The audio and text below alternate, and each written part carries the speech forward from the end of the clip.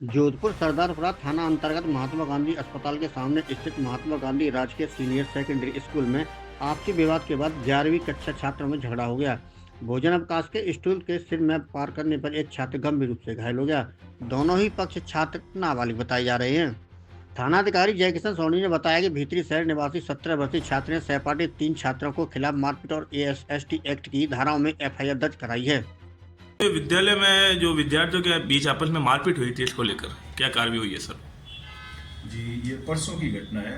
Mahatma Gandhi school के कक्षा 11 के कुछ बच्चों के बीच में आपस में मारपीट हुई थी। उसके संबंध में पुलिस थाना सरदारपुरा में मुकदमा दर्ज हुआ था।